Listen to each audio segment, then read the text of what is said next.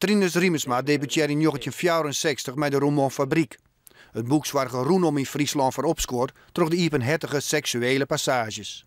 3 jaar later waar hij voor deze roman onderscheiden met de Gisbert Japeksprijs. En daarna heeft hij eigenlijk gebouwd aan een opgriezelijk groot oeuvre, wat hem toch wel skymerkt door een prachtige stijl. Hij is stilistisch is echt geweldig.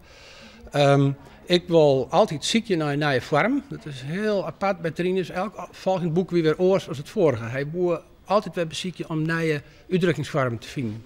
In 1994 was Riemersma voor de 2e keer met deze wichtige literaire prijs onderscheiden. Dit keer van zijn roman De Rede Boarre.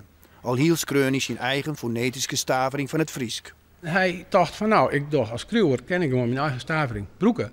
En het had dus volhouden om te maken De Rede Boarre, zijn topwerk uit 1992.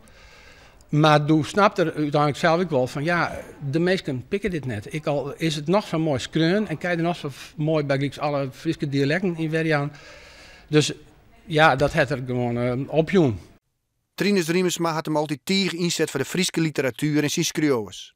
Zo wie hij een van de groenlisters van de coöperatieve uitjouwerij en hier later mijn collega-schreeuwer Josse de Haan een eigen uitjouwerij, Venus. Oren belangrijke boeken van hem binnen onder oren Meeske Rot en Rotmeesken, Dus kind me wordt verwolkt worden en Nij de Klap, dat ik in het Hollands oerzet is. Doch is hij landelijk neer terugbrutsen. Mensen in Holland die hebben van Friesland een bepaald idealisch beeld.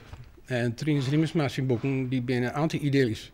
Dus dat past gewoon net in het kader dat de mensen hebben van samen het Friesland wijzen. En dan pikken ze het er niet in net. Trinus Riemersma is 22 jaar geworden.